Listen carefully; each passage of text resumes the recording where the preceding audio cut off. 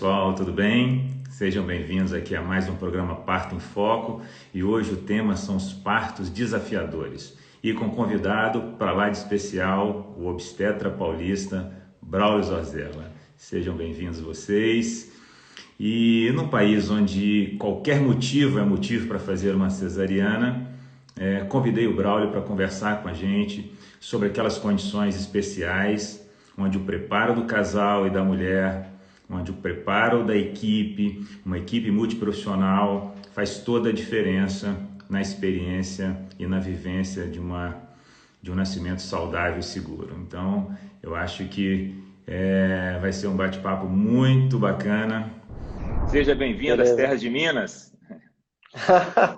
Obrigado. Estou aqui nas terras de São Paulo, seja bem-vindo também aqui. Tive algumas vezes aí, gosto bastante daí.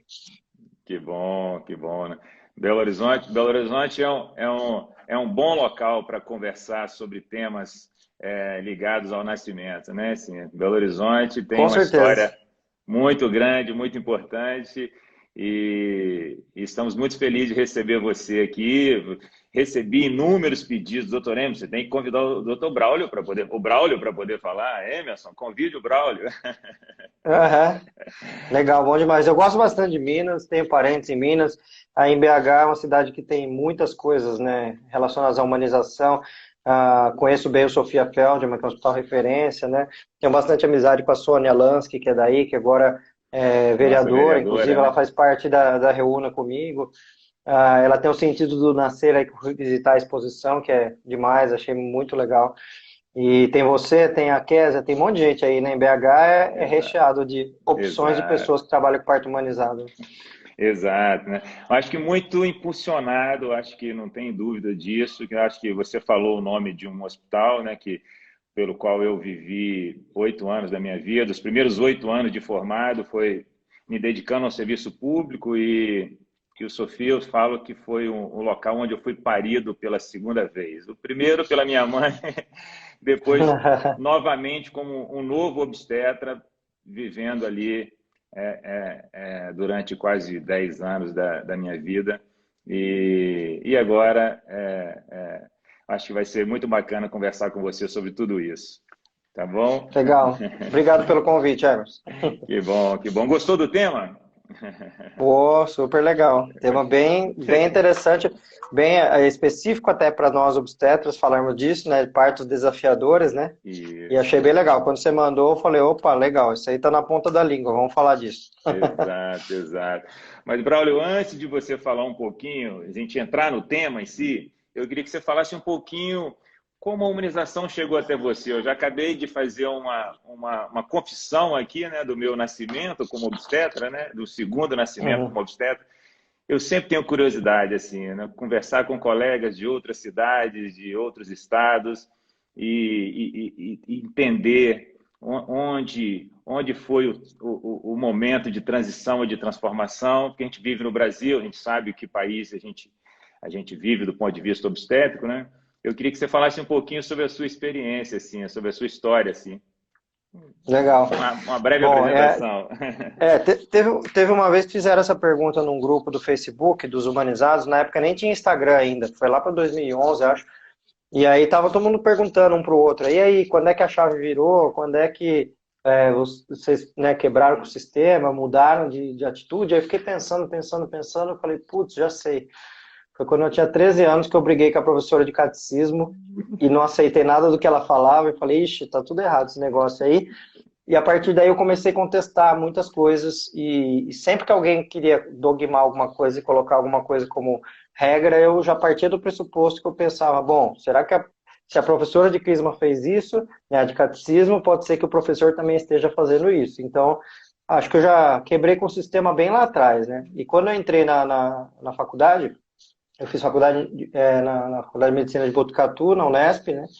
E lá já tinha aulas de humanização desde o primeiro ano. Então a gente já tinha contato com o que era humanização da medicina. Naquela ocasião eu nem imaginava trabalhar com parto ainda.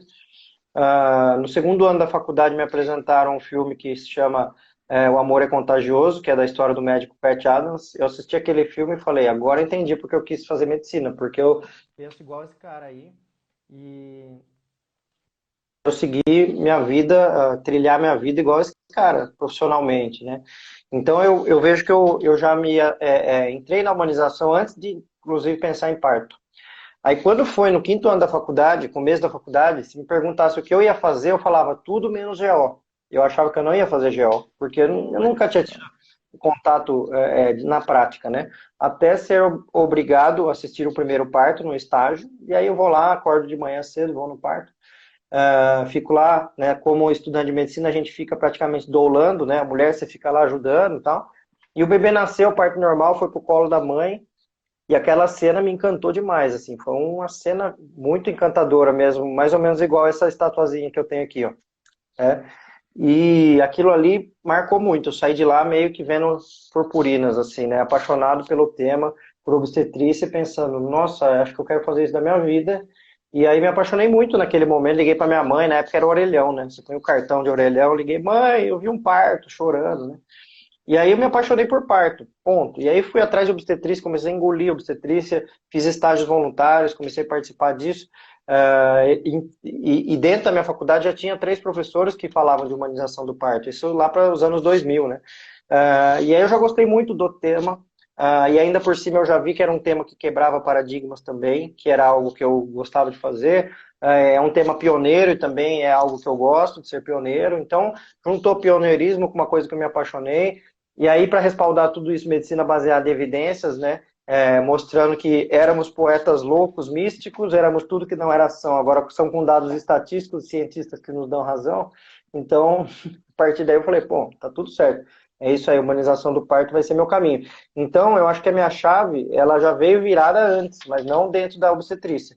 Porque eu já me propus a trabalhar com humanização no R1 eu fiz minha primeira palestra de humanização do parto para os alunos de medicina porque já era algo que eu já tinha dentro de mim. Então eu fui sempre tentando estudar muito obstetrícia, buscar me aprimorar o máximo possível dentro da obstetrícia, para, por exemplo, quando eu já acabei a residência, eu já atendia parto pélvico, parto gemelar, já aceitava parto normal depois de 2 cesáreas, então eu já fui para partos mais difíceis, inclusive, né, que é o tema de hoje, já desde o começo, e até que recentemente, né, alguns anos, eu comecei a falar, preciso ensinar isso para as pessoas, aí comecei a fazer curso, workshop, ensinar a fazer versão cefálica externa, ensinar assistência a parto pélvico, e por aí vai, né? Então, acho que foi esse caminho antes, né? Não teve uma virada da chave, e o que me fez me manter firme no caminho mesmo ver que os resultados davam certo, a medicina baseada em evidência sempre respaldando tudo isso, e acima de tudo ver que as mulheres queriam, né? Você pega as pesquisas aí, 75% das brasileiras querem, a princípio, ter um parto normal e deixar a cesárea como segunda opção.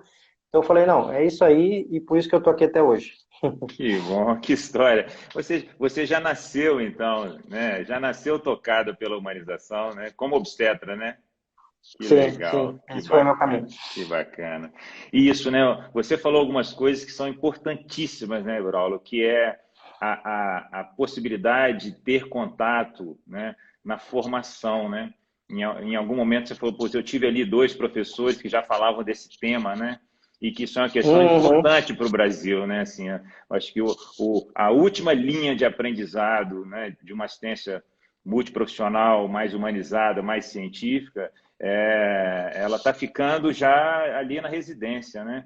Eu acho que ela poderia chegar um pouco antes, né? Tocando um pouco antes os médicos já na Com própria certeza. formação, né? Esses 3 professores, uma delas é bem conhecida, que é a Cláudia Magalhães, que está sempre nos eventos de humanização do parto, e ela continua dando aula com essa pegada. A outra delas é a Betina Abes, que hoje é minha parceira de consultório, ela me convidou para ser um ajudante dela no consultório, e nos tornamos amigos, sócios, e trabalho junto com ela hoje. O outro é o Marcos Consone, que era o chefe da medicina fetal na ocasião, teve um parto dele em casa quando eu era R3, então eram professores assim que já me inspiravam muito, assim, então desde sempre. Mas sabe, Emerson, teve uma questão que me pegou muito lá para os anos 2014, mais ou menos, que eu já fazia palestra de humanização do parto, já dava aula, já participava de um monte de eventos, já estava enturmado com muita gente que trabalhava com isso, só que aí eu comecei a ter alguns conflitos num tema que a gente até pode falar no outro dia, que era o fato de eu ser um homem obstetra defendendo mulheres no parto, né? Por que isso? De onde veio isso, né? Chegou até a entrar em um tema do tipo, tá se aproveitando aí, será, né? E aí eu recuei um pouco, um tempo, fiquei pensando, realmente, será que eu me meti num lugar que eu não fui chamado, né? Será que eu gastei todos esses anos de estudo para entrar num tema que não era meu? E aí eu fui procurar coisas da minha vida, do meu nascimento, para ver se tinha alguma coisa. E aí eu nasci no dia 27 de dezembro de 1976. E a história foi, resumindo, que minha mãe foi convidada para passar na maternidade, porque no final de semana seguinte era Réveillon, e o médico falou, não, dá uma passadinha aqui que eu vou viajar no Réveillon, e eu não quero perder o seu parto, então eu quero ver como está o bebê, para ter uma ideia se já está para nascer ou não está. Chegou no hospital, ela, ainda bem que você veio aqui, porque o bebê não está bem. Em 1976, nem tinha cardiotocografia ainda na época, né? E vamos ter que fazer uma cesárea agora.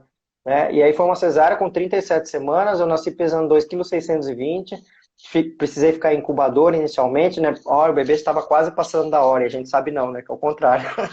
Nasceu prematuro. Tive um monte de consequências na vida dessa imaturidade, né? Desde asma, bronquite, alergias a várias coisas. Então, tive muitas consequências iniciais disso.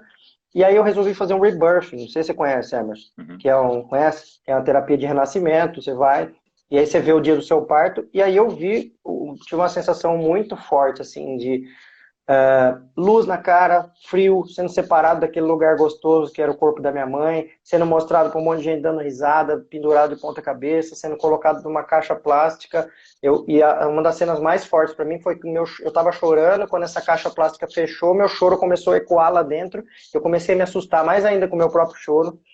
E aí foi uma situação muito pavorosa para mim, assim. Quando eu acordei desse renascimento, eu falei, eu já sei por que que eu trabalho com humanização do parto. Eu não sou a mulher do parto, eu era o bebê daquele parto. Que inclusive é um tema de um dos meus livros, eu era o bebê daquele parto. Porque eu acredito que isso foi imputado em mim quando eu nasci, e aí eu gosto, se você quer criar um ativista de alguma coisa, ou você maltrata essa pessoa, ou você maltrata alguém na frente dessa pessoa, e a pessoa se torna ativista daquela causa, né? Então eu acho que eu já vim um bebê ativista desde sempre, né? Então aí fechou a história para mim, assim, eu entendi por que que eu estava trabalhando nesse mundo, por que que eu continuo tão firme nessa história. Que bacana, parabéns, parabéns. Uma linda história, muito bom você ter dividido essa sua história com a gente. É emocionante. Eu acho que Eu que começou lá, agradeço o né? espaço. Começou lá. Eu acho Sim, eu acho que sim. importante deixar essa história registrada aqui, né? Eu acho que é muito linda. Parabéns. Ô, Braulio, mas vamos falar um Obrigado. pouquinho então sobre os partos difíceis, né? No Vamos. convite para eu falei exatamente sobre isso, né? Num país onde qualquer motivo é motivo para fazer uma cesariana, né? Eu queria conversar sobre aquelas condições onde realmente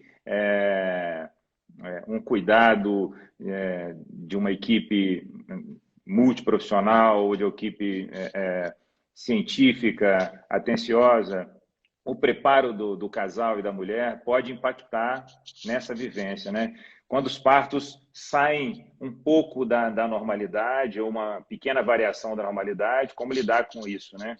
Eu queria que você falasse um pouquinho na sua visão, assim, na sua experiência, assim, qual que é o impacto do papel do preparo do casal e da família, assim, mas principalmente do casal, né, para essas situações, né? O parto tsunâmico, aquele parto funcional, fisiológico que acontece ali em poucas horas, já é um grande desafio, porque é uma contracultura no Brasil, mas principalmente para aqueles partos mais difíceis. Queria que você falasse um pouquinho da sua visão, assim, da sua experiência sobre essa ótica. Certo, Everson, eu penso que o combinado não sai caro, né? Inclusive, quando eu falo de plano de parto, eu sempre uso essa frase, né? Combinado não sai caro. Então, isso vale para qualquer atuação de qualquer área profissional, né? Então, quando a gente vai para esse tema, plano de parto, e esse plano de parto ele é muito bem feito, abrangendo todas as possibilidades do que pode acontecer, desde um parto tsunâmico com 37 semanas até um parto de 42 semanas que demora 3 dias para induzir o bebê nascer, se vier pélvico, se vier gemelar, se tiver 2 cesáreas anteriores, ou seja, a gente abrir todas as possibilidades, né? Conversar no pré-natal sobre desde um parto que a cardiotocografia está categoria 1, linda, maravilhosa, até aquela que está categoria 2 que a gente precisa intervir, aquela que vira categoria 3 que indica uma cesárea, se for um vácuo extrator como vai ser, se for um fórceps como vai ser, mostrar vídeos disso e conversar bastante sobre isso, E principalmente eu vejo que o papel da equipe, né, obstétrica, tanto médico, enfermeiras e obstetrizes, é deixar em aberto todas essas possibilidades para o casal, desde um parto muito fácil até um parto muito difícil, não planejar, né? O planejar é olhar para todas as possibilidades e saber tudo que pode acontecer. Planejar, assim, a grosso modo, o plano A vai ser um parto natural, o plano B vai ser um parto normal com uma intervenção, o plano C vai ser uma cesárea, porque não dá para ser o contrário, não dá para começar pela cesárea e voltar para o normal, mas dá para começar pelo normal e terminar na cesárea. E tentar trabalhar com a não frustração se for uma cesárea. Por quê? O que a gente está planejando é o melhor desfecho possível para aquele caso. E se para aquela mulher, para aquele casal, o melhor desfecho possível for uma cesárea no final, que essa possibilidade seja falada, seja inclusive mostrada. Se for a cesárea, como vai ser?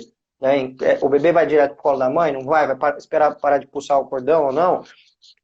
Ou nas situações adversas até, se o bebê precisar de uma reanimação, como é isso? O que é reanimação? Para que serve? O que é entubar um bebê?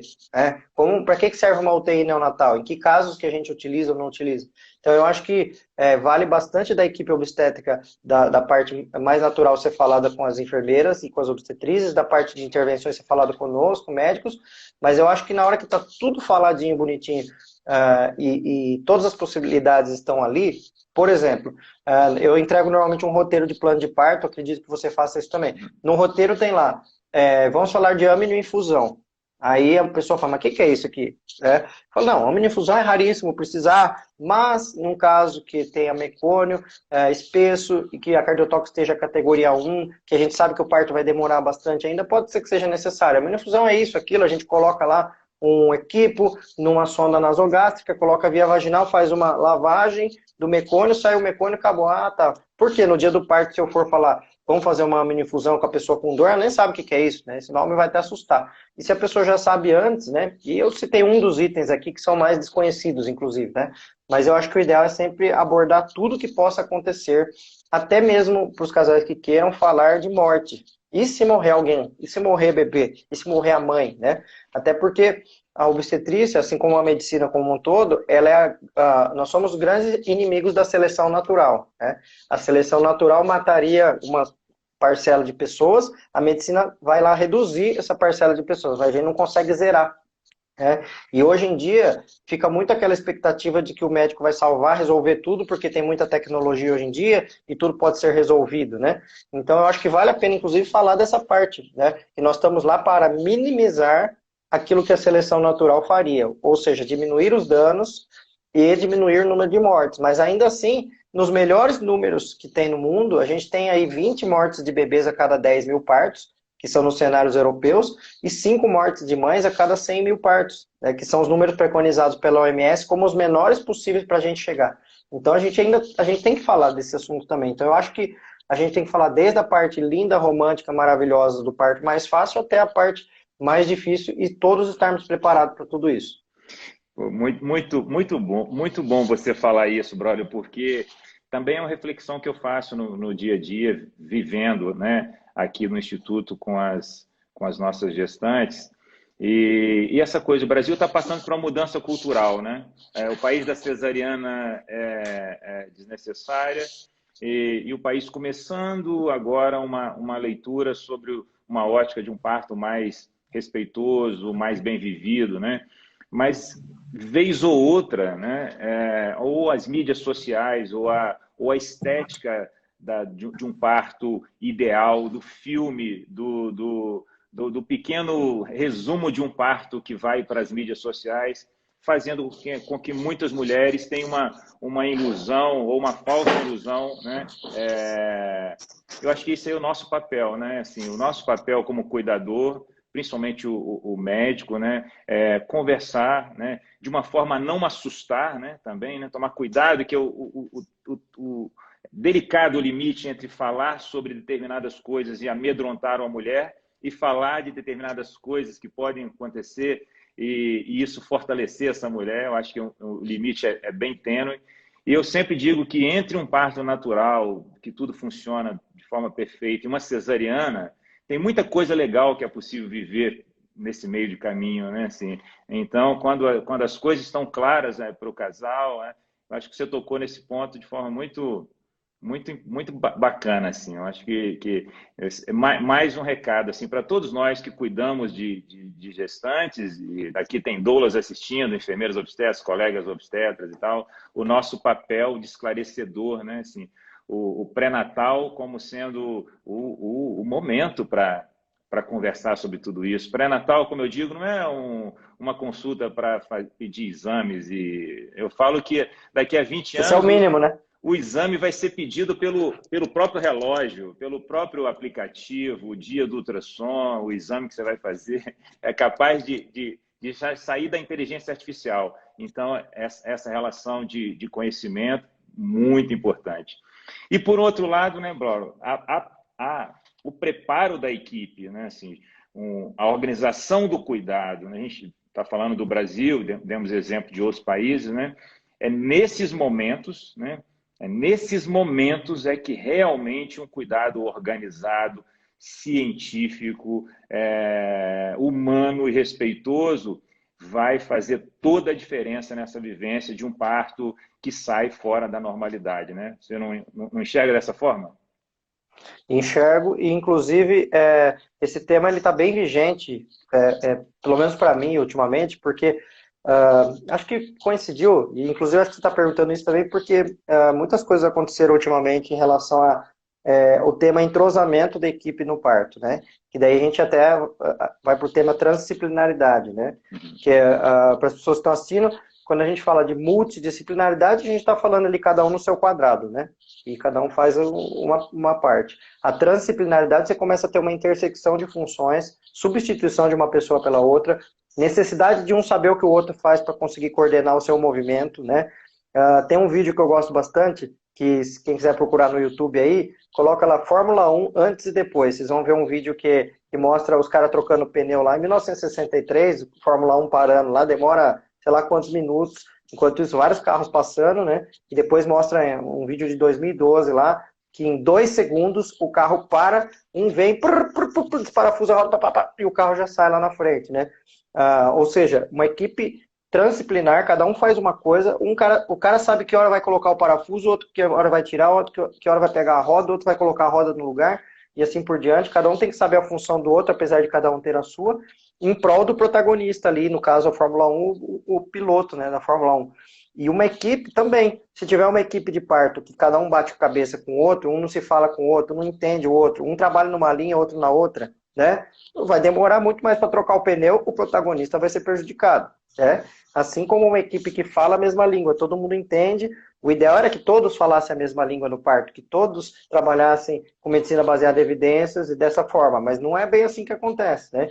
Então, uma equipe entrosada, porque, como você falou, tem inteligência artificial, tem um monte de coisa que vai ajudar muito, mas o contato humano entre as pessoas nunca será substituído. Então, equipes de plantão, por exemplo, seja pelo SUS, por convênios, se não tiver uma integração lá naquela equipe, não flui. Assim como as equipes nossas, particulares, externas, se não tiver uma integração, não flui, né? Até mesmo, às vezes, tem casais que falam assim, Braulio, tá bom, vocês têm as pessoas que vocês trabalham aí e tal, mas e se eu chamar o pediatra fulano de tal, que eu não conheço? Né? Posso? Eu falo, pode, poder chamar, você pode. Só que é a mesma coisa que você estivesse chegando para uma banda de rock falando pro Guns N' Roses, vou contratar vocês, mas vou colocar um guitarrista diferente lá que nunca tocou com vocês. Pode ser que as notas saiam meio tortas, né? Ou, por exemplo, o médico tal trabalha com a enfermeira tal. Eu falo, pode trocar? Eu falo, pode, mas você está contratando o Zezé de Camargo e o Luciano para cantar e está tirando o Luciano e colocando outro no lugar. Então, existe um entrosamento entre essas pessoas, né? E isso só com o tempo, né, Emerson? Só com a vivência da equipe, trabalhando, batendo cabeça, aprendendo, treinando, estudando junto, para chegar nesse nível de excelência.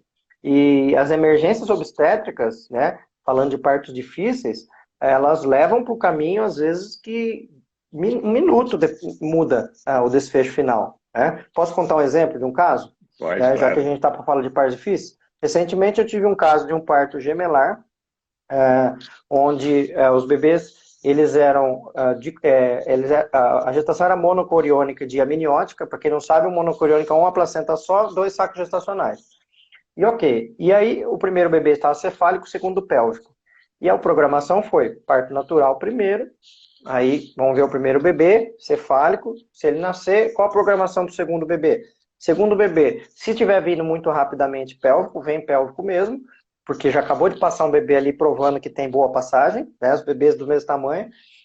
Se não, se der tempo, tiver tempo útil, a gente vai fazer uma versão cefálica externa do segundo bebê para ele vir cefálico. Mas pode ter emergências, pode ter alguma coisa nesse meio do caminho.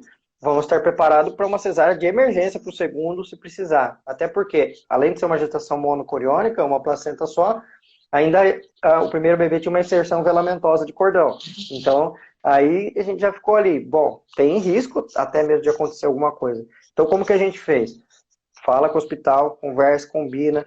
Internou no dia, ok, já sabemos como vai ser. 2 salas, uma que tem ligação interna, uma montada para parto normal, outra montada para cesárea. Todo mundo sabendo que se não for normal vai virar cesárea e vai mudar imediatamente para cesárea. Não vai, vamos ver onde que está a caixa. Não, a outra sala montada para cesárea, com mesa montada, tudo aberto, certinho. E aí veio o primeiro bebê, lindo, parto normal, nasceu. No que saiu o bebê, cordão do bebê saiu inteiro, assim, saiu o cordão, sem ninguém cortar. Ele simplesmente se desprendeu lá da placenta e começou uma hemorragia. Aí, obviamente que não deu nem para pensar em inversão cefálica, e hemorragia, eu fui com o sonar ali, o outro bebê já estava desacelerando, corre para cesárea e tiramos o bebê, sei lá, em 4 minutos desse momento aí que aconteceu isso, né? E aí o que aconteceu depois que a gente viu? Houve uma divulsão do cordão da base da placenta, por ser uma inserção velamentosa, e que se eu demorasse 15 minutos para tirar esse bebê, poderia ser que tivesse um problema bem maior do que tirando o bebê em 4 minutos, porque já estava tudo montado, tudo programado. Então, a grande questão que faz, inclusive, com que muitos colegas prefiram a cesárea de primeira, e eu entendo perfeitamente, porque tem que ter uma bela uma logística para dar certo, para você estar em cima do que vai acontecer, e a cesárea, num caso difícil como esse, ela de primeira vai ser muito mais controlável, né, para a equipe. Então, depende do que você falou, depende de planejamento, estratégia, treinamento, pessoas que falam a mesma língua, que se combinam antes, que combinam o plano de parto com o casal todo sabe que vai acontecer isso. O marido sabe que pode ser que a gente pegue a esposa dele, coloque numa outra maca, vai na outra sala e faça cesárea, e ele sabe o que está acontecendo porque já estava combinado antes, né? E não vira, se não vira a cena que eu falei do carro lá trocando pneu, cada um batendo cabeça com o outro e não dando certo no final das contas, né? Pô, que história. E Braulio, o seu exemplo reforça muito isso, né? A importância do planejamento, da estrutura, né? Eu falo muito com o João Batista, que é um obstetra aqui, diretor do Sofia, né? Conheço. Eu falo isso há muitos anos com ele. Eu falo, João, o Brasil é um país que olha para fora e às vezes imita o que não deveria imitar. Tem como exemplo alguns países que têm uma cultura de nascimento, mas às vezes centrada em muitas intervenções também. Mas eu digo a eles há muitos anos assim, que o Brasil tem 70% dos nascimentos acontecem em maternidades públicas, né? Então isso é o número, 30% dos bebês nascem em maternidades privadas, e dentro disso um número muito pequeno de mulheres tendo bebês com profissionais próprios ou com equipes, né? Como a gente está exemplificando aqui, né? O desafio que a gente tem nos próximos 3 décadas é enorme, né? Assim, principalmente nos 70% de volume imenso do serviço público brasileiro, né? Então, precisa de investimento, a gente vai precisar de organização da equipe, de estrutura de cuidado, né? O desafio é muito grande, porque, como diz o Rick Jones, o parto, uma assistência humanizada, não é uma história romântica de parto, né? É ciência, é organização, é planejamento, não é uma estética só de cuidado, né? Tem muita coisa muito séria, assim, quando você fala isso, reforça o que todos nós aqui acreditamos, né? Assim, uma assistência bem vivida é uma assistência de um cuidado muito, muito elaborado, né? Assim, eu acho que tem muito desafio para frente ainda do Brasil, né? Com certeza. Com certeza. A gente tem alguns projetos muito interessantes, né? O projeto Apsion, que veio do governo federal, do governo, 2 governos atrás, né? Do que está agora no comando aí, e que tinha lá no seu âmago, né? a inclusão de uma verba bem grande em 85 universidades, 85 hospitais universitários que têm maternidade para a implantação de humanização do parto, né? Mas o governo atual deu uma parada com essa história, espero que esse governo mude depois e venha um outro que reaviva esse tema, né? Para que na base, na universidade, isso já seja ensinado, né? E nós, né, como pessoas que já trabalhamos nessa área, vamos ajudando aí os outros colegas e ajudando a pessoas que querem virar a chave, né, como você falou, ou que tiveram alguma formação que ficou faltando alguma coisa e querem correr atrás, porque as mulheres já querem, o que é certo. Então, tem muitas vezes que a gente vai em reunião de hospital e aí o diretor fala assim, não, a gente tem que fazer programas para incentivar as mulheres a quererem parto normal. Eu falo, gente, não precisa. 70% das mulheres já querem parto normal, as outras 30% só não querem porque a assistência é muito ruim aqui. Então não tem que mexer com as mulheres, elas já querem. Tem que acertar a assistência, melhorar a assistência dos profissionais, que aí elas vão passar a querer. Por que a mulher europeia quer parto normal, a mulher brasileira quer cesárea? Qual que é a diferença das mulheres? Né? A diferença é que lá a assistência obstétrica é boa, então a tia, a irmã, a vizinha, a cunhada fala, foi tudo bem lá, pode ir lá que tá tudo certo. Né? Aqui não, aqui é o contrário, não, você tem que ir lá, você tem que gritar, você tem que brigar, senão você não consegue as coisas, né? Então já começa, o sistema, a instituição que está inadequada que precisa ser organizada, né? E você falou que a gente copia coisas muito ruins, né? E eu acho que sim, copia algumas coisas que são ruins, mas algumas que são boas devem ser muito olhadas, né? Por exemplo, os melhores sistemas obstétricos que existem no mundo, com menor taxa de mortalidade, são os que funcionam em sistema de plantão. Um plantão institucionalizado, com equipe treinada lá dentro. O Sofia Feldman, por exemplo, como nós falamos, é um hospital referência para isso, que tem uma equipe inteira que trabalha em prol disso, fala a mesma língua, né? Não tem cesárea marcada lá porque o médico vai viajar no fim de semana, né? Então, equipes que funcionam dessa forma são o futuro da obstetrícia, seja ela financiada pelo SUS, seja ela financiada pelo convênio, ou seja ela financiada particularmente por uma pessoa, mas que esteja de plantão, 24 horas por dia, treinado, atuando de forma transdisciplinar, baseado em evidências, né? Porque daí o financiamento é outra página, né? Se é o SUS que vai pagar, o convênio ou a própria pessoa, a gente já vai entrar nas camadas de como a saúde como um todo funciona no país, né? Mas o sistema de plantão, para mim, é o que mais dá certo e que eu acho que é o futuro da obstetrícia para a gente mudar esse cenário. Eu falo isso há muitos anos. Eu falo que o modelo de cuidado que nós adotamos hoje no Instituto e o que você adota também aí com a sua equipe, eu falo que é um modelo de transição, né? Que a gente espera que um dia isso não seja necessário, como não é necessário em muitos países desenvolvidos e mais civilizados do que o nosso, né? Isso é só um modelo de transição, é um pequeno exemplo que é possível, que se as coisas forem organizadas e bem estruturadas, é possível viver uma experiência saudável, segura, transformadora, né, na vida da mulher. Eu separei aqui o que eu quero saber um pouquinho da sua experiência sobre gestação prolongada. O que é gestação prolongada para o Braulio? É 38, é 39, é 40, é 43, é 44? Fala um pouquinho, assim, vamos tentar resumir, né? Porque eu separei uns temas aqui, não vamos ficar aqui 2 horas aqui. Bom, algumas as coisas que forem minha opinião, eu vou falar, isso é minha opinião. E o que eu não falo nada é porque eu sigo o que está dentro da medicina baseada em evidência. Então, o que a gente tem hoje de trabalho científico, né, Emerson, é que existem as recomendações mais fortes para término da gestação seriam entre 41 e 42 semanas, né? Então, você pegar vários protocolos aí, colégio americano, inglês e tudo mais. Teve um trabalho recente sueco que estudou gestações até 41 e até 42 semanas e começou a comparar, e eles viram que num sistema de plantão, que é o sistema deles, né, vários médicos atuando, as induções feitas com 41 semanas, elas são mais seguras do que a espera até 42 semanas, né? Só que eles, nesse trabalho, não tem a individualização de cada caso com equipes que conhecem o gestante, que tem até o WhatsApp da pessoa que conversa, que atende. Então, aí vai minha opinião, que nos sistemas de plantão, 41 e 3 dias, está ok, está dentro da logística daquele serviço, até porque depois disso tem que acompanhar todo dia, às vezes não tem logística, então é mais seguro a indução com 41, até 41 mais 3.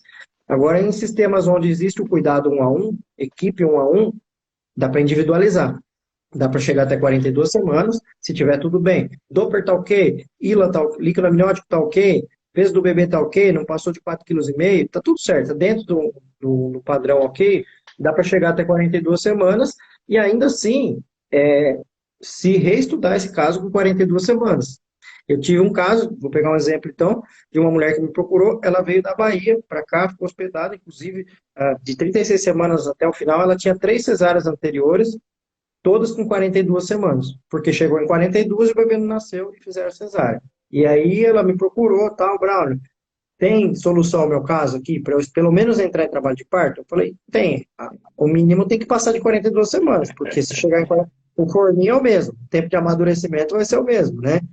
E aí como é que foi? Chegou em 42 semanas, nada, e aí todo dia como eu sou ultrassonografista também, e aí isso facilita, porque daí eu mesmo que faço ultrassom, faço Doppler, fazia na época, agora até abandonei porque eu não tenho mais essa logística, mas nessa época que eu estava com esse caso, eu mesmo que fazia todo dia lá, ultrassom, Doppler, cardiotoque, todo dia de 42, até chegar em 43, passar um balão, porque não foi entrava em trabalho de parto, descolar a bolsa, acupuntura, óleo de rícino, para ela entrar em trabalho de parto. Resumo da ópera do parto, foram 60 horas desde o início da indução, e ela realmente já entrando em trabalho de parto, uma fase ativa aí de quase 48 horas, com 3 doulas trocando, 3 enfermeiras trocando, e só eu mantendo, para nascer com 43 semanas e um dia. O bebê pesou 4,100, se eu não me engano, na época. E aí, vários números, né, esse caso. Ela viajou 1.700 quilômetros para ter esse parto, ficou longe dos outros 3 filhos várias semanas, teve esse bebê de 400 com a parto normal após 3 cesáreas anteriores, que inclusive esse é um dos partos do filme Renascimento do Parto 3, que quem já assistiu é um que ela pega o bebê assim e começa a gritar, meu amor, é uma cena bem emblemática que tem no Renascimento do Parto 3, que foi esse caso que foi extremo, né? Eu gosto às vezes de contar o caso extremo também, para subir a régua, né? Subir a régua de muitos outros colegas obstetras, eu acho importante para entender que é possível. É protocolo, é regra chegar até 43? Não, mas dá para individualizar aquele caso específico, com a vontade daquela mulher, sim, e isso eu acredito que vale para todos os protocolos, né? O protocolo ele é para nos guiar, né? Só que a hora que você junta protocolo com a experiência da pessoa que está cuidando, com a vontade daquela pessoa que quer aquilo, que sai o resultado final, né? E às vezes o protocolo, ele vai um pouco para mais, um pouco para menos, porque ele é só para guiar, ele não é para engessar o caso. Exato. Eu acho que isso que você abordou, Braulio, dessa diferença, né, de um cuidado. Eu sempre digo, os protocolos, os guidelines, e pensando num cuidado de uma sociedade inteira, né, assim, de um grupo Forma muito grande epidemiológica. de pessoas, né? Então, assim, o que é possível para uma mulher no serviço público brasileiro de vigilância do seu bebê a partir de 41 semanas? Uma mulher que não consegue fazer um ultrassom no final da gravidez. É o que é possível numa mulher que tem plano de saúde, que às vezes consegue fazer um ultrassom, às vezes. E agora, uma mulher que tem um cuidado mais personalizado, obviamente que dá para elevar essa régua, né? É isso que eu estou dizendo, né? Eu acho que a personalização do cuidado, ele vai dando um lastro um pouco maior de segurança, né? Assim, claro, Sim, com compartilhando com os certeza. casais, né? Assim, a medicina tem isso, né? Ou seja, as informações estão aí para serem discutidas, colocadas na mesa, né? Assim, e os casais também cientes dos benefícios da escolha e dos riscos da escolha, né? Junto com seus cuidadores, definir até onde se sente seguro em viver, né? Esperar, né? Eu acho que você falou isso também, um ponto ali de próximo 41 semanas e 3 dias, e daí para cima, um cuidado mais personalizado, né? E você tem algum segredo aí, Braulio? Assim, um segredo off-label? Em relação a auxílio às mulheres que não entram em trabalho de parto, chegou lá 41 semanas e tal. Ó, Tirando normalmente, os olha, cuidados tradicionais, né? é, normalmente o que eu costumo fazer é assim, a gente estabelece um teto para aquela gestação, seja 42 para quem não tem nada acontecendo de errado, ou 40 para diabetes gestacional, 39 para hipertensão, seja lá o que for. Então tem algum teto ali. Normalmente 2 semanas antes desse teto, eu proponho examinar o colo do útero para saber que pé que a gente está. Se é um colo que está já preparado, já indo para as vias de fato, ou se está totalmente no zero, não só de dilatação, né? De descida do bebê, amolecimento do colo. E aí varia de caso para caso, né? Então, eu vou falar para você o combo completo que eu passo num caso muito difícil, tá? Normalmente eu falo, tem 4 faixas de intervenções que a gente pode fazer, sendo 3 delas pré-hospitalares e a última hospitalar. A hospitalar vai ser prostaglandina e ocitocina, né? Essas duas. Todas as demais pré-hospitalares. Então, da parte natural, eu falo, diminui carboidratos refinados no final da gestação, se puder comer tâmaras, tá? Tem um tipo de chá de framboesa que é interessante também tomar nessa fase, não todo dia, né, de vez em quando. São todas maneiras de a gente ativar o sistema inflamatório da mulher para liberar prostaglandina, né? Aí depois tem os métodos integrativos, que é a segunda faixa. Acupuntura, homeopatia, óleo de prímula, óleo de rícino, né? Ou mesmo um chá completo com óleo de rícino e outras formulinhas mágicas lá dentro, todos com potencial de provocar liberação de prostaglandina. Aí depois os métodos mecânicos, que é fazer massagem no colo do útero com óleo de prímula, escolar a bolsa, passar balão e começar a dilatação, para depois, por último, passar para a prostaglandina e ocitocina. E aí, a ideia é que tudo isso são degraus, né? Que vão subindo, sendo o último dos degraus a ocitocina. Para a gente chegar no último degrau, significa que o anterior não deu certo. Então, não é que a gente vai chegar lá. Pode ser que algum desses já desencadeie o parto e pronto. É para não chegar, né? A ideia é não chegar. Cada uma das intervenções anteriores é para evitar a próxima. Aí, se não deu certo, vem a próxima e assim por diante. Então, não tem receita de bolo, né? Tudo isso que eu falei seria um combo completo para um caso muito difícil. Mas para cada caso vai justamente da individualização obstétrica, ou seja, do médico, da enfermeira, daquele caso para falar, ó, no seu caso, a acupuntura acho que vai bem. No seu caso, eu acho que o óleo de prímula vai bem. Ou, na maioria dos casos, não tem que fazer nada, só esperar e ficar quieta esperando, né? Esses dias me convidaram para fazer uma reportagem numa revista sobre métodos para ajudar a mulher a acelerar o parto. Eu falei, eu não vou fazer essa matéria, porque a mulher não tem que fazer nada para acelerar o parto. Se você quiser falar métodos de indução, e a gente fala das indicações de indução, portanto, vamos falar dos métodos que ajudam, como eu falei agora, ok. Mas toda mulher tem que fazer tudo para acelerar o parto, eu acho que vale mais a gente ajudar ela pisar no breque, não no acelerador, né? No pisar no breque da ansiedade, porque não tem que ficar fazendo coisas para o bebê nascer, a não ser que tenha uma indicação precisa. Ah, que bom. Muito bom. Eu queria falar um pouquinho sobre as mulheres que vivem as fases latentes prolongadas, né? Eu acho que não vai dar para a gente falar em detalhes sobre todos esses temas, mas eu queria te uma dica importante para as mulheres que estão que vivem fase latente ou que vão viver uma fase latente, que é aquela fase de ensaio do parto, antes da internação, antes da fase ativa do trabalho de parto. E talvez uma dica também para os colegas, né? Tem muitos colegas aqui, muitas doulas e muitos obstetras assistindo, enfermeiras obstetras, né? Então, sobre a sua ótica, o seu olhar, a sua experiência e um pouco, né, da ciência também, falar um pouquinho sobre isso, quais os cuidados com as mulheres que têm um ensaio do parto mais prolongado. Eu acho que eu tenho capacidade muito mais de dar dica para médicos do que para mulheres, até porque fica mais fácil, de tete a tete, né, em relação ao que fazer, né, nas condutas. Então, acho que a primeira dica que eu vou dar para as mulheres, né, se é que elas me permitem, é que elas conversem com outras mulheres que tiveram fases latentes difíceis e vejam o que elas fizeram, começando por aí, porque eu não sei o que passa na cabeça dela, não consigo saber, não consigo nem imaginar, né, eu só sei que pode ser que gere uma ansiedade, pode ser que a pessoa esteja aflita, mas eu não consigo, né, como homem, você também não, a gente entender o que está passando dentro daquela pessoa. Então, o que dá para fazer, falar de forma mais genérica, você citou o Rick Jones agora há pouco, e tem um livro dele que chama Entre as Orelhas, né, que fala que o parto está aqui, não está lá, né. Então, eu acho que uma grande parte dessa questão vai ao encontro do emocional, ou seja, a pessoa se acelerar, baixar, diminuir a ansiedade, ou seja, procurar fatores que possam diminuir a ansiedade. Então, eu acho que a ansiedade é o pior inimigo nessa fase, seja pródromos prolongados, seja fase latente prolongada, né? Para ajuda, além disso, ter uma doula, eu acho que é fundamental, porque essa pessoa vai dar um apoio bem legal para essa fase de angústia, né? Colocar a participação de quem ela quiser, marido, marida, mãe, irmã, pessoas, colocar nessa rede de apoio que ela, para que ela se sinta segura com essa opinião, desde que sejam pessoas que também pensam igual a ela, porque se for uma pessoa que vai ficar falando para ela fazer cesárea, é o contrário, tem que tirar o contato com essa pessoa até o bebê nascer, tá? E aí, dicas mais diretas para obstetras, que eu acho que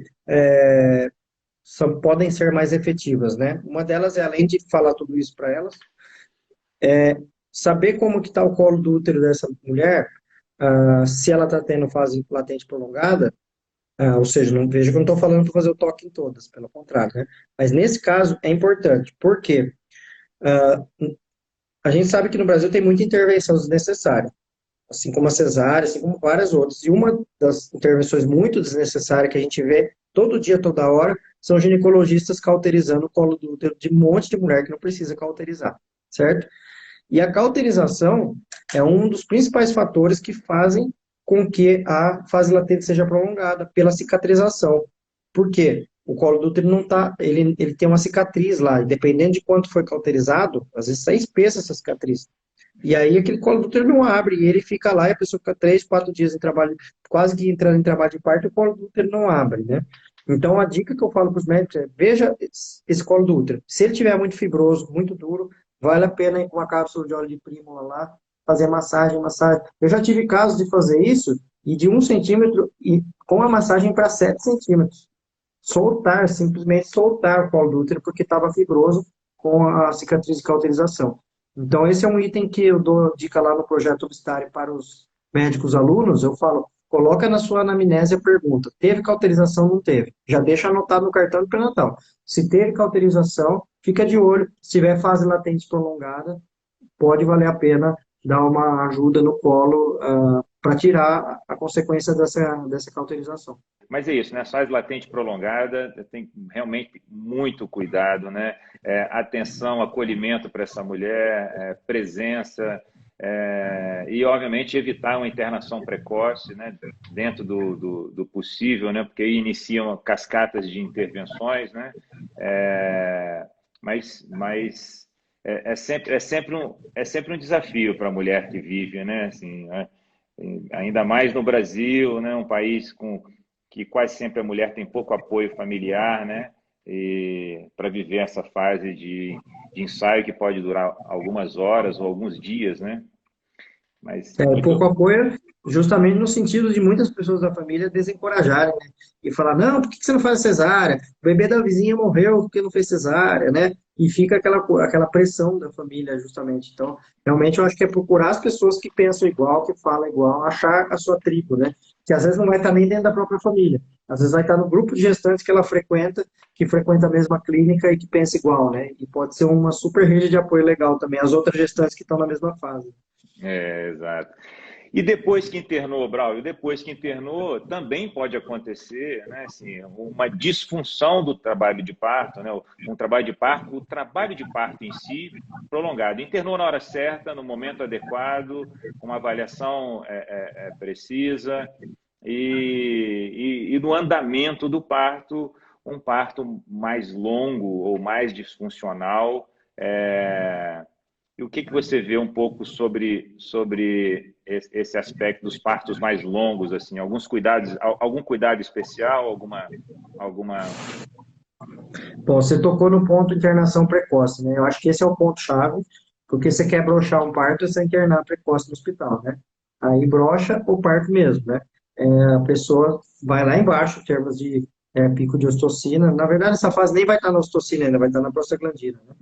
E, então, eu acho que a internação no momento certo, ou seja, segurar o máximo possível para entrar na fase ativa, e não é o máximo possível para chegar com o bebê nascendo. Não é para chegar no expulsivo, até porque daí vira uma correria desnecessária. Mas é entrar na fase ativa, que seriam de 3 fatores, pelo menos. O colo com mais 6 centímetros de dilatação, colo fino, bolsa rota e contrações de 3 em 3 minutos com pelo menos 1 minuto de duração, né? Se tiver 4 desses 3 fatores, ou seja, um colo apagado, fino, com muita contração, com bolsa rota, ok, tá bem para internar, mesmo que não tenha 6 centímetros. Uhum. E o inverso, se tiver 6 centímetros de natação, muitas contrações, bolsa rota, né? Ou seja, juntar 3 desses 4 fatores para internar, eu acho que isso tem trabalhos mostrando que esse é o ponto, né? Que é você internar na hora certa. Lógico que tem os casos de indução, que a gente vai internar do zero, né? Por isso que a gente evita ao máximo induzir, porque a indução por si só já é uma internação precoce, né? A gente já interna antes e isso pode gerar uma angústia, uma dificuldade, uma demora. Então, nos casos de indução, isso tem que ser muito bem conversado, como vai funcionar, mas a internação na hora certa, eu acho que é o ponto-chave, tanto para a equipe, quanto para a mulher saber disso. Um ponto que eu vejo que bem assim, concreto, que muda esse cenário, é o seguinte, tem muitas doulas que atuam, né? Muitas doulas atuando, e elas têm muita prática. Muitas vezes a doula tem mais prática do que a gente para saber como é que está a dilatação. Tem uma doula que trabalha comigo, que é a Michelle, de Sorocaba, que eu perguntava para ela, quanto está a dilatação? Ela falava, tá 8 fino, assim, assado. Eu ia fazer o toque e estava assim mesmo. Porque de tanta prática que ela pega para ver que fase o parto está, ela acabava sabendo. Só que nem toda doula tem essa experiência, tem outras que têm menos experiência, né? E eu acho muito perigoso e cruel com as doulas, deixando a responsabilidade da doula ela decidir junto com a mulher que hora que tem que ir para a maternidade. Por quê? Se ela levar muito tarde, é porque levou muito tarde, demorou. Se ela levar muito cedo, é porque levou muito cedo. E ela pode se responsabilizar por isso, se ela tiver muita prática, muitos anos de prática, até pode, mas essa responsabilidade ela é obstétrica. Então, por exemplo, como que a gente faz aqui? A enfermeira é que é o primeiro contato. A pessoa liga para a enfermeira, fala, Bárbara, tá assim, tá assado, tá assim, tá assado. Tá bom, nesse caso pode chamar a doula para ela ficar aí com você, mas vai me avisando. Ou, não, nesse caso, deixa que eu vou te examinar para ver o que está acontecendo, para ver se a gente já vai para o hospital e a doula encontra a gente lá no hospital. Eu acho que a responsabilidade para a decisão da internação não tem que ficar nas costas da doula, é muito cruel com elas, tem que ser obstétrica entre enfermeira, obstetriz e médico obstétrico. E, lógico, a mulher definindo isso, né? Ela que manda no corpo dela. Mas a orientação tem que ser obstétrica. Não, muito bom. Você falou então sobre, voltou num assunto que eu havia falado também da importância de evitar uma internação precoce, né? Então isso, para evitar um trabalho de parto disfuncional longo e prolongado, evitar uma internação precoce, eu acho que é o grande segredo. Mas é importante que as mulheres também saibam, né, Braulio, que a individualização, e até os colegas que estão assistindo a gente, né? Assim, você também vive isso, né? Esse cuidado. Eu falo que um cuidado em equipe, né, multiprofissional privada não é nem uma relação 1 para 1, né? É uma relação 3 para 1, né? 3 cuidadores para uma única mulher. A possibilidade de individualizar de uma forma também mais aprofundada até esse tempo do trabalho de parto, isso é importante também, né? Individualizar, às vezes uma dilatação, às vezes está vendo com uma boa descida, um bom padrão de contração, né? E saber que existe possibilidades de auxílio médico, técnico, para que essa disfunção ou que esse parto que está se prolongando de forma excessiva ao olhar técnico, né, seja corrigido, né? Então, assim, é importante que as pessoas saibam que existe a possibilidade de um auxílio, desde um simples rompimento de bolsa, uma simples ativação com exercícios, com spinning babies, e também com medicações, né? Eu acho que deixar esse recado também para as mulheres que, Com certeza. em alguma situação, pode ser que seja necessário uma intervenção e essa intervenção ser benéfica, né? Com certeza, eu acho que o principal é identificar a disfunção, né? Se é disfunção ou não. Porque pode ter uma pessoa que estaciona ali nos 6, 7 centímetros e fica lá uns 4, 5 horas, isso não é uma disfunção. E algumas que sim, aquilo vai ser uma disfunção, porque ela está muito cansada, fadigada, não está aguentando mais. Então, além do que você falou, romper bolsa em alguns casos, ocitocina em alguns casos, analgesia em alguns casos, né? Uhum. E é um tema bem importante de ser falado no Brasil, né? Que a analgesia tem lugares que não tem acesso nenhum, a pessoa não pode ter analgesia se precisar, né? No SUS, principalmente. Né? E, do outro lado, mesmo equipes que trabalham em particular, às vezes deparam com anestesistas que não têm boa prática obstétrica, que não são anestesistas que sabem atuar dentro da obstetrícia, com as doses ideais, com a forma de lidar com aquele cenário de forma ideal, né?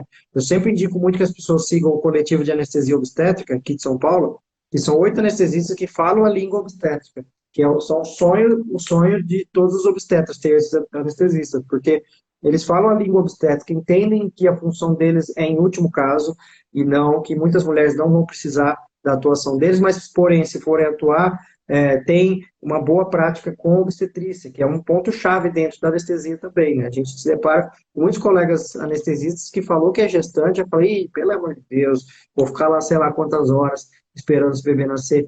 Então, isso tudo faz parte dessa equipe maior, né? Estar integrada, conversada, e isso ajuda bastante na correção de disfunção, e tá tudo bem, né? Isso é importante ser conversado com a mulher, tá tudo bem se precisar da intervenção, né? Que a equipe estava lá para isso, né? Exato. Muito bom você ter abordado a parte da anestesia obstétrica no Brasil, né? Assim, a gente vive um paradoxo, né? Assim, no setor privado, às vezes o excesso de anestesia obstétrica sem necessidade, ou ainda a mulher nem exteriorizou a necessidade de uma anestesia obstétrica, e no serviço público a carência, né? Assim, em muitas maternidades com 10%, 15%, 20% de anestesia obstétrica, e obviamente não são mulheres preparadas, que 80% delas desejam um parto natural, muito pelo contrário, né? Então, assim, é muito triste. Eu estou falando de Belo Horizonte, uma cidade grande, né, importante, né? Imagina no interior do Brasil a dificuldade. Me fala um pouquinho da sua Parto pélvico, experiência de parto pélvico. parto pélvico de todos, acho que é o parto mais desafiador de todos, né? Você concorda, Emerson, em termos de assistência obstétrica? Concordo. Até porque a cabeça sai por último, ou seja, a fonte de respiração do bebê sai por último, né? Então, eu sempre conto para as pessoas que a diferença do parto cefálico para o pélvico é principalmente funcional em termos de respiração, né? No cefálico, o bebê vai aparecer com o rostinho lá, já tem a oportunidade de respirar logo mais, enquanto o cordão ainda está pulsando. E no pélvico, o bebê necessariamente ele fica um tempo sem oxigenação, porque nesse momento aqui onde o bebê está descendo, né, o cordão umbilical muitas vezes está comprimido nessa hora pelo próprio bebê, então até que ele tenha a oportunidade de respirar aqui fora, ele fica um tempo sem ter a oportunidade de respirar, porque o cordão ele fica comprimido também por um tempo, né? Então, eu acho que a grande questão do parto pélvico é, como já tem trabalhos para isso, né? Tem a tese de doutorado do Frank Lowen, que mostra critérios, né, para a elegibilidade do parto pélvico. Não, e quando a gente segue esses critérios, por exemplo, ser condigesta que já teve um parto normal anterior, que é a melhor situação de todas, porque essa pelve já foi testada. Ela é melhor ainda se numa gestação de gêmeos, como eu falei agora há pouco. Por quê? O primeiro acabou de passar, acabou de mostrar que é possível, então é mais fácil para o segundo vir. Então, o melhor parto pélvico de todos é o parto gemelar com o segundo pélvico. O segundo melhor é o parto normal quando a pessoa já tem um parto normal anterior, né? O parto pélvico quando já tem um normal anterior. Mas aí a gente vai para os desafios do parto de primigesta pélvico, né? Que aí se a gente adotar alguns critérios, que seria um bebê entre 2,8 kg e 3,800 entre 37 e 41 semanas, parto espontâneo, liso, com no máximo 1 centímetro por hora de dilatação, com equipe treinada, igual a história lá da Fórmula 1, sabendo o que tem que fazer. Se for mudar para cesárea, vai mudar agora. Se for para alocar um fórceps de Piper, por exemplo, nós vamos fazer agora. E assim, a sala da anestesia já vai estar pronta. Ou seja, num conjunto de coisas, é possível sim ir para o parto pélvico de primigesta, porém, o que tem de evidências científicas é que, na hora que a gente fala de pélvico e primigesta, o parto pélvico em si ele é pior para o bebê, só que a cesárea é pior para a mãe. Então, a mãe se submete a uma cesárea para melhorar para o lado do bebê, né? Essa é a ideia. Mas, é possível em algumas situações específicas conduzir parto pélvico. Eu já tive muitos casos, muitos casos. Hoje em dia, eu praticamente parei de atender pélvica e primigesta porque os hospitais não acreditam. Então, os hospitais, por mais que eu já tenha pedido para colocar por escrito, ó, coloca por escrito, por favor, que eu não posso atender parto pélvico aqui, a pessoa fala, não, não posso pôr por escrito. Que isso, Mas o próximo que você fizer aqui, né, vai ter problema e tal. Então, o hospital não põe por escrito isso, mas há uma grande resistência do hospital em relação ao parto pélvico. Quando vai tudo bem, ninguém fala nada, mas quando tem, um exemplo, um caso de um parto pélvico onde o bebê era menino, a bundinha do bebê começou a aparecer, e aí ficou o saquinho do bebê para fora. Nesse momento, o bebê não desceu, desacelerou bastante, a gente mudou para cesárea, fez rapidamente, o bebê saiu com Apgar 9, 10, só que o bebê ficou com o saquinho inchado no outro dia. Resultado, Braulio vai lá na comissão de ética responder por que que o bebê ficou com o saquinho inchado. Né? Ficou com o saquinho inchado porque era um parto pélvico e o bebê era menino. Né? Ah, mas então não devia ter sido parto pélvico, tinha que ter sido cesárea. E aí você entra num outro tema, né? Fala, então coloca por escrito aí que eu tenho que indicar cesárea para todos os pélvicos, né? Ah, não, não podemos fazer isso. Fala, então o problema é que era o parto pélvico, não era que o bebê estava com o saquinho inchado, né? Então, hoje em dia eu diminui bastante. Eu já tive uma vez uma sequência recorde de 5 partos pélvicos seguidos no mesmo mês, assim. Todos do mês foram pélvicos e de outros médicos que acabaram encaminhando, inclusive. Mas hoje em dia eu diminui muito, justamente pela pressão do sistema. Se eu fosse um médico que morasse na Alemanha, na Inglaterra, eu ia estar lá assistindo vários partos pélvicos, porque eu acredito na assistência obstétrica do parto pélvico. Mas realmente é um par difícil. É difícil para os colegas, é importantíssimo os colegas saberem lidar com o parto pélvico emergencial, que é aquele que não deu tempo nem de pensar se ia se cefálico ou pélvico, o bebê já chega com os pés para fora, né? Então, esse aí já tem que, todos os colegas têm que saber lidar com isso, e esse capítulo à parte, que é o parto pélvico planejado, tem que ser bem conversado quando todo mundo fala a mesma língua. Quando a mulher quer, quando a equipe quer, quando o hospital aceita. Daí, sim, o parto pélvico planejado pode ser um caminho. Perfeito. Nós fizemos recentemente aqui uma live falando sobre versão cefálica externa, porque eu faço versão cefálica externa aqui em Belo Horizonte, poucos obstetras fazem aqui, 3, 4. E no Instituto nós não assistimos parto pélvico, é sempre um questionamento, assim, sabe? Assim, eu fico na responsabilidade de virar esses bebês, Braulio, entendeu? Assim, e depois os que não viram, né?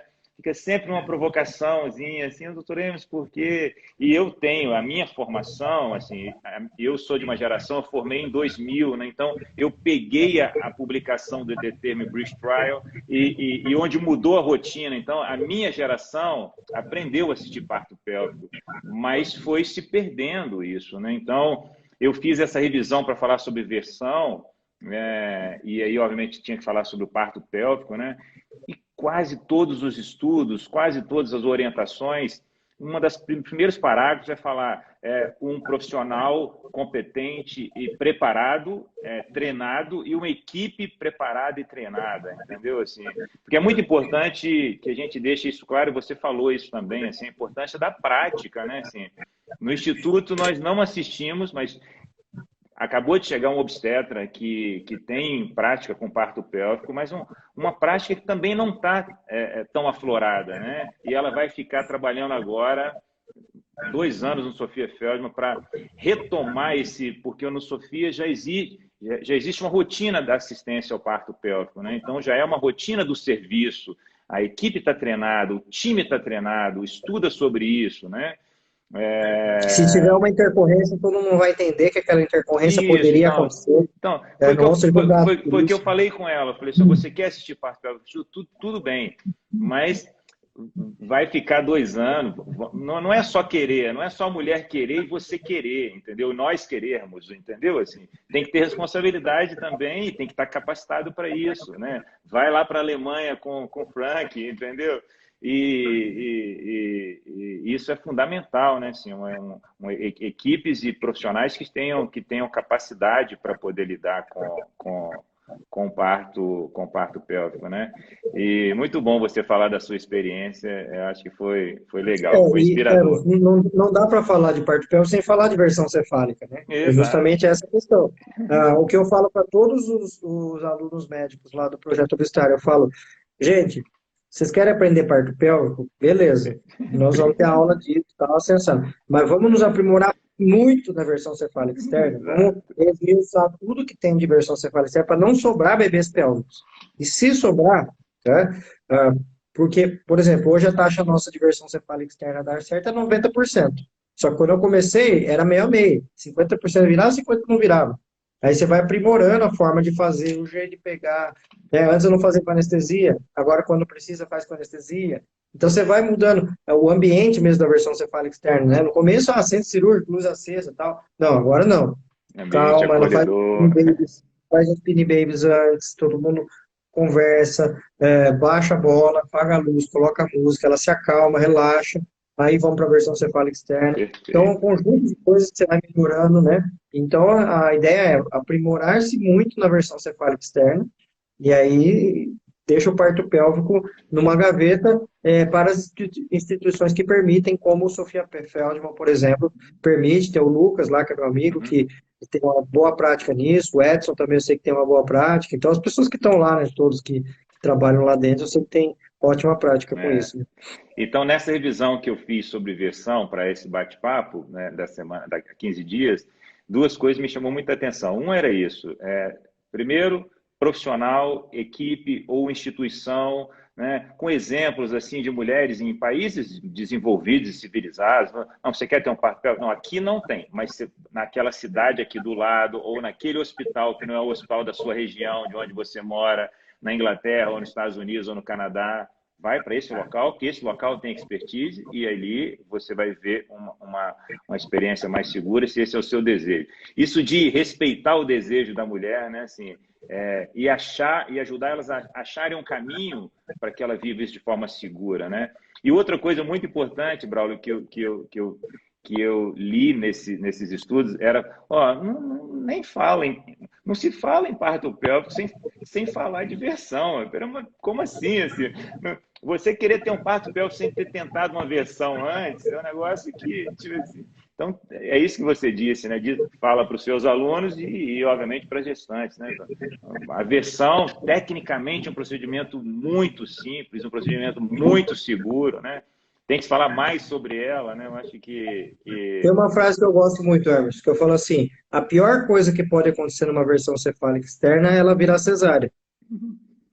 Não é? Porque uma intercorrência na versão 0,3% de cefálica chance. externa, numa versão cefálica externa, numa intercorrência, a resolução vai ser através de cesárea. Mas se aquela mulher já tinha cesárea, como só tinha cesárea, né? Ou a cesárea ela já Uhum. tinha. A evolução é para tentar evitar a cesárea. Porém, se terminar na cesárea, só que uma coisa que você falou é importante. É, no fim das contas, é a opinião dela que vai contar. Né? Exato. Por exemplo, se ela é uma mulher segundo gesto com normal anterior e ela fala, putz, eu não quero fazer, vai que vira cesárea, e se eu tiver um parto pélvico, eu tenho mais chance de ter parto normal, ok, né? Para segundo gesto com normal anterior. É, Ah, mas é um alinhamento, né, entre até onde o obstetra pode ir e até o que aquela mulher quer. Porque ela pode perfeito. falar, eu quero o parto normal pélvico primigesta. Eu falo assim, eu sei, eu acredito nisso. Se eu fosse mulher, eu ia querer também. Só que o hospital que eu atendo não deixa eu fazer isso. Vai, então não dá. Tem que todo mundo querer, né? Exato. Tem que todo mundo entrar na mesma sintonia. Né? Muito bom. Ô, Braulio, então, vamos falar agora sobre outro tema. Uma vez cesariana, sempre cesariana. Já ouviu essa frase? Alguém já ouviu essa frase aqui que está assistindo a gente? Me conta um pouquinho sobre a sua experiência. No Instituto, nós assistimos VBEC 1, né, uma cesariana anterior, de forma rotineira, desde da nossa primeiro ano de existência, em 2013, né? E VBEC 2 em algumas situações muito pontuais, assim, de casais muito preparados e com uma escolha muito bem esclarecida, assim, sabe? Mas não é uma rotina assistir 2 cesarianas, 3 cesarianas anteriores. Eu queria que você falasse um pouquinho da sua experiência, que eu acho que é muito legal, até para inspirar um pouco a gente aqui. Então, o VBEC, né, para a turma que está assistindo aí, Vaginal Birth After Cesárea, o parto normal, eu gosto mais do PNEC, eu gosto mais da língua portuguesa, né, o parto normal pós-cesárea. Quando eu me formei em 2002, já era prática parto normal pós uma cesárea, então sempre foi bem tranquilo, né. Quando começaram a sair trabalhos de parto normal depois de 2 cesáreas, e que a incidência não passava de 1% de ruptura uterina. Então, você tem lá hoje 0,1, 0,2% de ruptura uterina para uma cesárea, 0,6% para 2 cesáreas anteriores. Os dois passaram a cair no mesmo balaio, né, nas evidências, então não tem estatística significante diferente. Então, para mim, foi assim, o primeiro VBAC 2 que eu atendi foi em 2008. Então, tem 13 anos que, para mim, uma cesárea ou duas é o mesmo caso. Não tem diferença nenhuma, porque estatisticamente é a mesma chance de ruptura. Inclusive, na minha prática, algumas rupturas que eu já vi na minha vida, umas 5 talvez, foram em uma cesárea anterior. E eu tenho, no consultório, 38 partos normais depois de 2 cesáreas e não teve nenhuma ruptura. Meu N é baixo, né, perto da literatura, mas você perguntou a minha experiência. Minha experiência é parto normal após 1 e 2 cesáreas é o mesmo caso. Inclusive, lá no projeto Obstário, para os alunos médicos, eu falo, chegou uma mulher com 2 cesáreas anteriores, vira a chavinha e pensa que é uma cesárea anterior só, porque é a mesma coisa. Não muda nada. É o mesmo cuidado, mesma conversa, mesmo risco, tudo igual. É o caso igual. A gente só veio dessa prática, né, de que 2 cesáreas era cesárea, porque na época que a gente se formou, era igual a 40 anos atrás, que uma cesárea era sempre cesárea, né? Só mudou o degrau da cesárea, né? Para nós, a gente pegou a fase de 2 cesáreas é igual a cesárea.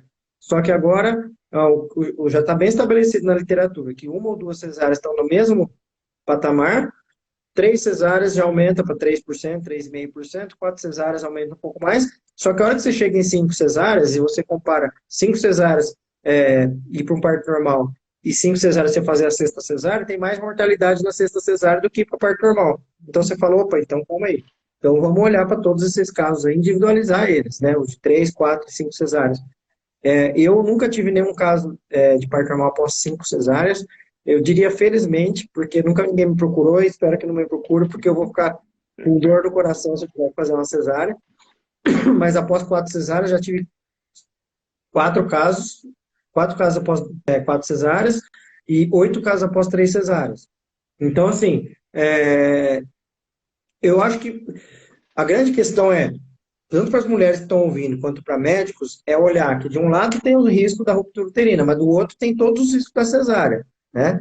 Então, se a gente colocar na lógica de uma cesárea anterior e falar assim, bom, vamos pegar 1.000 mulheres que têm uma cesárea anterior, todas vão para parto normal. E 1.000 mulheres que têm uma cesárea anterior vão fazer a segunda cesárea nessa mulher. Que grupo vai ter mais intercorrências? No grupo que vai todo mundo para cesárea. Aqui vai ter 0,1% de ruptura uterina, e neste caso, a resolução vai ser através de uma cesárea. No outro grupo, que todas foram para cesárea, vamos ver o índice de infecção, de hemorragia, de dificuldade com a amamentação, depressão pós-parto e inúmeros outros itens relacionados à cesárea eletiva, que não compensa, né? E aí, quando você transporta isso para 2, para 3, para 4, para 5 cesáreas, você vai tirar a mesma lógica, que é, de um lado, tem o parto normal que pode romper o útero, mas do outro tem uma lista de coisas que pode acontecer também na cesárea. Porque muita gente tem aquela ilusão que a cesárea resolve tudo, que não vai acontecer nada na cesárea, né? Mas na cesárea também pode acontecer coisas, né?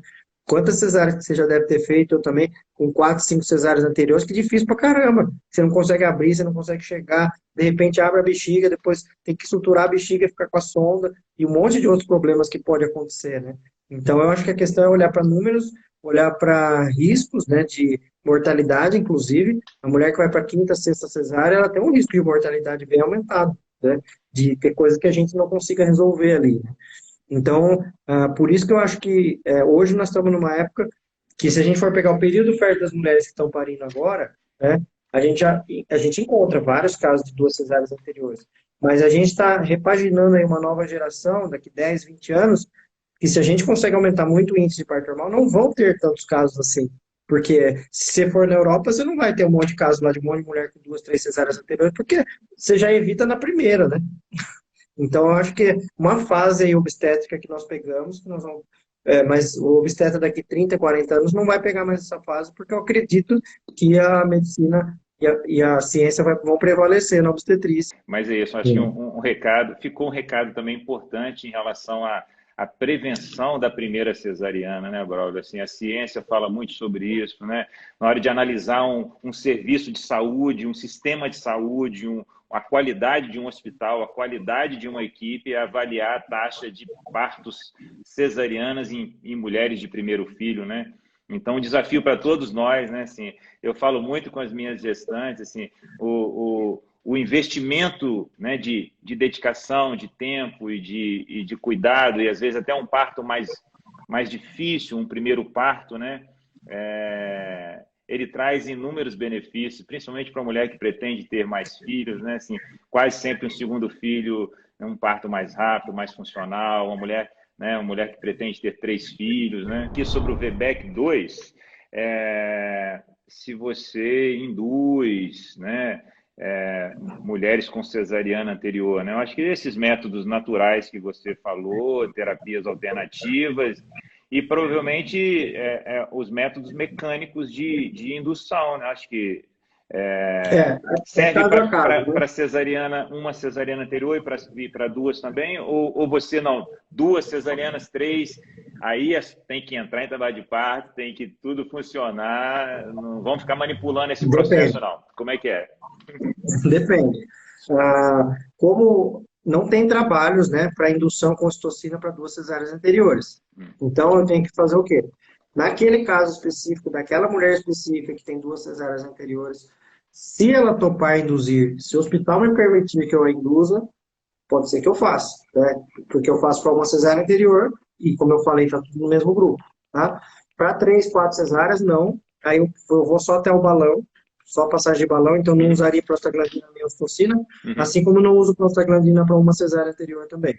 Perfeito. Igual a Então, gente aqui. mas o uso de ocitocina em pequenas doses, desde que você tente simular o que é o trabalho de parto mesmo, opinião minha, acredito que sim, que é possível. Perfeito. Só que depende da mulher querer e o protocolo do hospital me permitir que eu faça, senão não adianta, né? Porque daí eu estou fazendo uma coisa out-label, né? Fora protocolo, né? Eu estou indo além daquilo que o protocolo me respalda. Então, realmente são para casos muito específicos. Esse que eu falei de 3 cesáreas anteriores, que foi até 42 semanas e tal, teve condução com ocitocina, doses mínimas, entendeu? Mas era algo que estava todo mundo na sala de cesárea, se precisasse, estávamos ali, monitorização contínua nesse caso, até o bebê nascer, né? Então, são casos muito individuais, né? Não são protocolares. Perfeito, muito bom. Ô, Braulio, entre as perguntas que eu recebi sobre partos difíceis, né, algumas mulheres que viveram a necessidade de um parto vaginal assistido, né, o fórceps ou o vácuo extrator.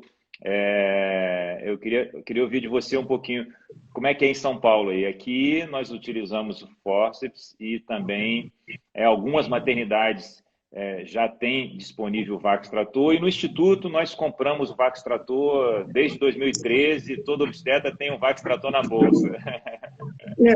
O vácuo extrator é instrumento de...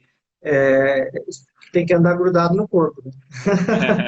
E, por exemplo, esse aqui que eu gosto muito dessa marca, eu acho ele bastante efetivo, é o que eu mais uso, tá? Tem outras marcas que eu não gosto tanto, então eu sempre ando na bolsa também. Tem um dos hospitais que eu vou que não permite que entre com nenhum instrumento externo, tem que usar o que eles têm de outra marca. E tem outro hospital que permite que eu leve o meu, né? Mais ou menos 5 a 7% dos partos terminam assistidos, né? Exato. Só que aí a gente vai primeiro para o vácuo extrator, 3 tentativas, se não deu certo, que passa para o fórceps. Eu tive uma boa prática de fórceps na minha vida, numa maternidade que eu trabalhei por alguns anos, onde as mulheres elas eram obrigadas a tomar anestesia, e a anestesia era aquelas que travava tudo no final. Então, tinha muito parto com fórceps. A incidência era 50% de parto com fórceps. E tinha um médico das antigas lá, que ele tinha muito boa prática com fórceps, me ensinou muito, então eu peguei muito boa prática e segurança com fórceps. Mas até chegar no fórceps demora, né?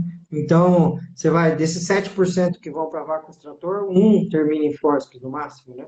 Os demais acabam resolvendo com o vácuo extrator. E eu acho que é uma grande vergonha ainda em maternidades, não ter vácuo extrator disponível. Por quê? Um vácuo extrator que vai custar 100, 200, 300 reais, ele vai economizar um leito de UTI que vai custar muito mais do que isso. né? Então, tem muita gente que fala, mas vácuo extrator é caro. Depende, é caro comparado ao quê?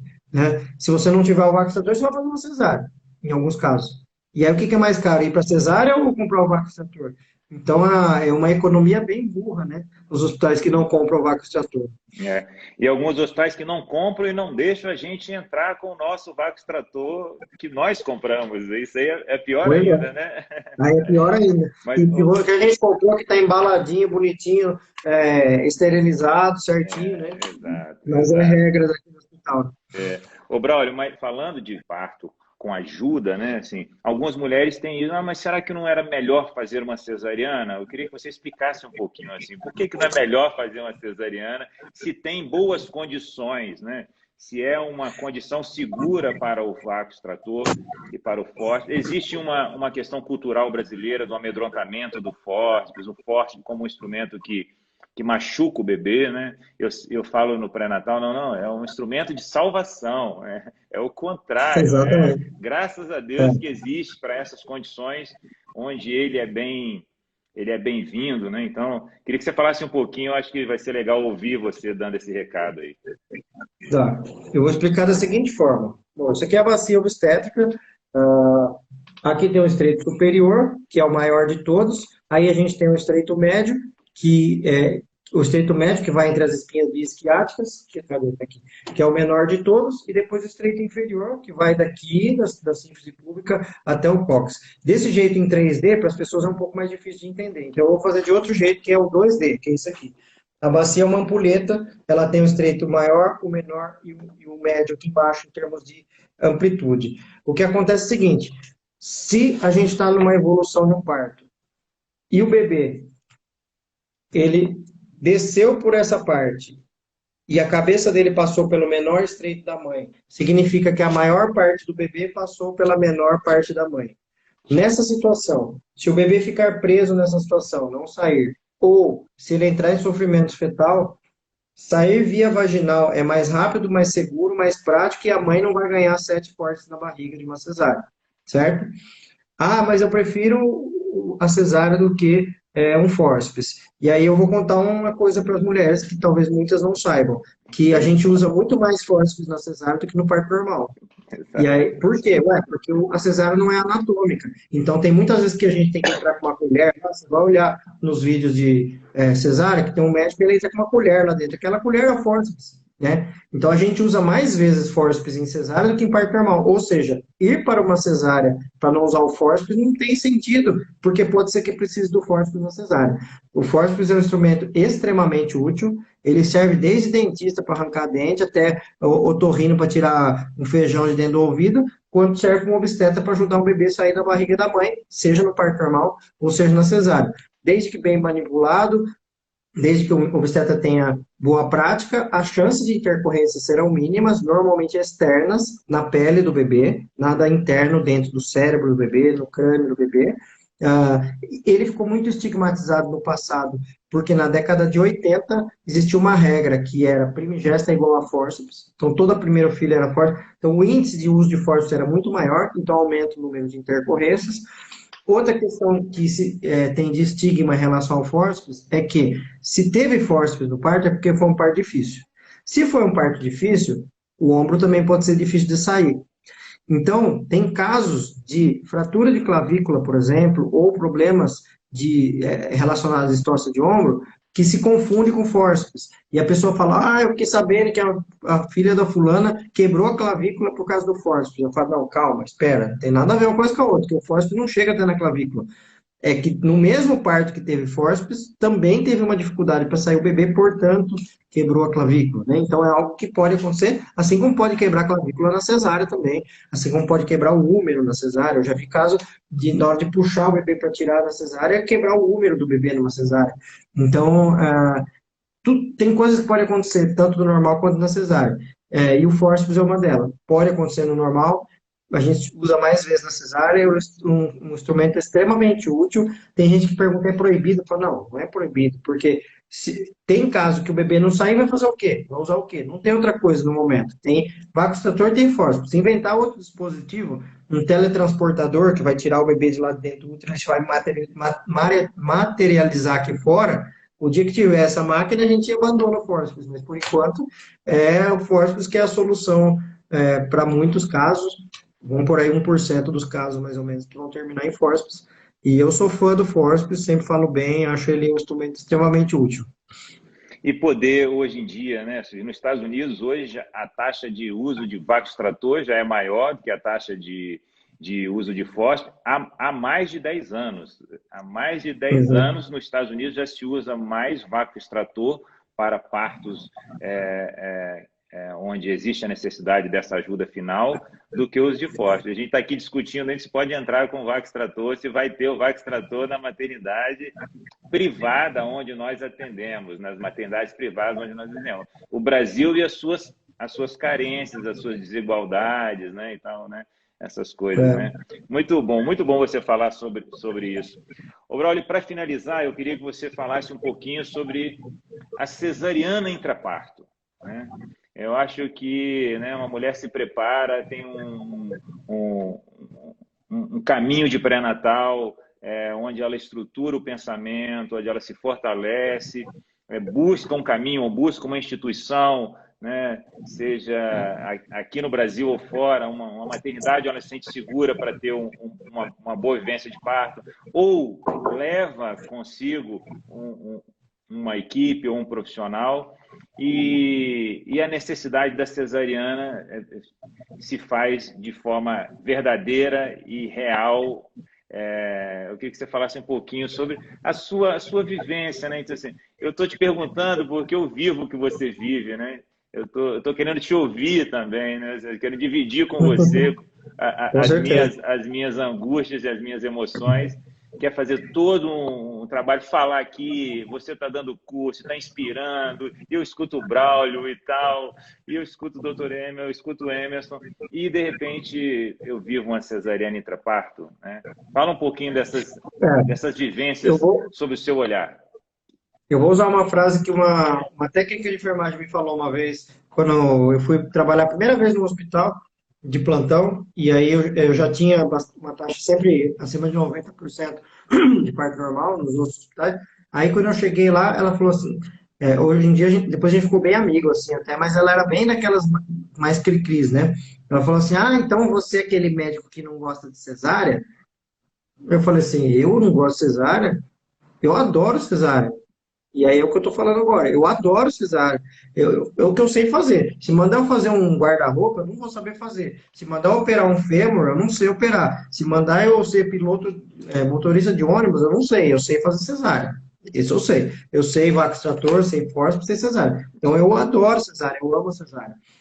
E ela é muito legal de fazer, não é? Ela é muito boa de fazer, muito fácil. Em 2 vezes que você vê, você aprende a fazer. Ela é extremamente resolutiva, né?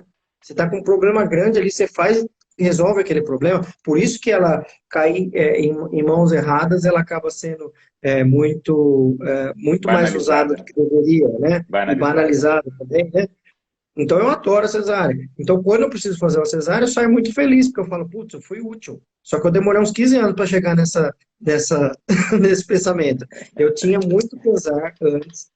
Ai, meu Deus, precisou cesárea, que pena. Eu demorei um tempo, eu fui aprendendo com mulheres que tiveram a cesárea e que me agradeciam muito no final por ter tido a cesárea, com muitas conversas com doulas.